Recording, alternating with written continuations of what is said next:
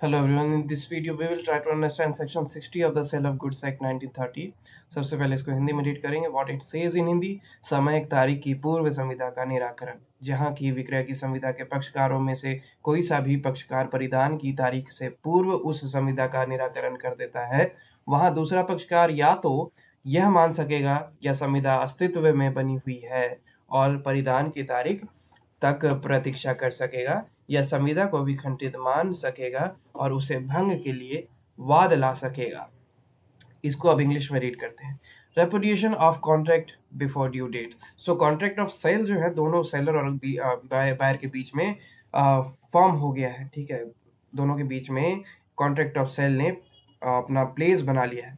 वैसे परिस्थिति में, वैसी सिचुएशन में सेलर या बायर दोनों में से कोई भी नकार जाता है, यानी कि रेपुडिएट कर जाता है, यानी कि मना कर देता है कि मैं इस कॉन्ट्रैक्ट को फुलफिल नहीं करना चाहूँगा, मैं इस कॉन्ट्रैक्ट को फुलफिल नहीं कर सकता हूँ, मैं जो प्रोडक्ट है इस डे को आपको डिलीवर नहीं कर सकता हूँ. तो वैसी परिस्थिति में सेलर या बायर क्या कर सकता है? दोनों में से कोई भी नकार सकता है डिलीवरी से पहले.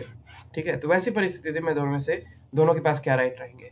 Where either party to a contract of sale repudiate the contract before the date of delivery, कि डिलीवरी के डेट से पहले दोनों में से कोई नकार जाता है, चाहे सेलर या buyer. The other may either treat the contract as subsisting and wait till the date of delivery. तो दोनों ही जो दूसरा पार्टी है, एक ने नकारा, दूसरा क्या कर सकता है? दूसरा उसको एक्सेप्ट कर सकता है, उसको एक्सेप्ट करके बोलेगा कि ठीक है, वेट करता हूँ मैं. जैसे 25 मई को डिलीवरी होने वाली थी और 25 मई को ना होके 22 को ही फ़ोन आता है कि देखो 25 को आपको चाहिए था, मैं नहीं दे पाऊँगा 25 को, मैं आपको 15 जुलाई को दे सकता हूँ. ठीक है, चाहिए तो बताओ, नहीं चाहिए तो फिर देखो अपना. तो ऐसे में जो दूसरी पार्टी है वो बोल सकती है कि ठीक है, मैं 15 जुलाई तक वेट कर लूँगा. ठीक है, या तो वो ऐसा बोल सकता है, या फिर वो कॉन्ट्रैक्ट वहीं पे कैंसिल मान लेगा, वहीं पे वो what we call that, wait, वो या तो वो कॉन्ट्रैक्ट को रिजाइन कर देगा, वहीं पर समाप्त कर देगा और डैमेजेस के लिए, ब्रीच ऑफ कॉन्ट्रैक्ट के लिए सूट फाइल कर देगा. सो ये दो ऑप्शन है. या तो वो कन्विंस हो जाए उस डेट से, अगर कन्विंस नहीं होता है डेट से तो सूट फाइल कर दे. दोनों ही पार्टी के पास ये राइट है. So where either party to a contract of sale repudiates the contract before the date of delivery, the other में दूसरा क्या कर सकता है? Either treat the contract as subsisting. Subsisting means कि अभी भी एग्जिस्टेंस में है, कंटिन्यू रहेगा.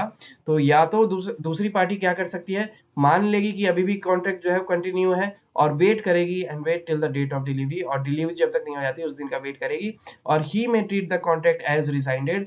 या तो उसके पास एक और ऑप्शन है, वो कॉन्ट्रैक्ट को रिजाइंडेड मान सकती है, यानी कि कॉन्ट्रैक्ट को कैंसिल मान सकती है, and sue for damages for the breach. और जो भी डैमेजेस उसको हुए हैं उसकी वजह से, ब्रीच की वजह से, उसके लिए वो डैमेजेस सूट के थ्रू, सिविल सूट के थ्रू फाइल क्लेम कर सकती है.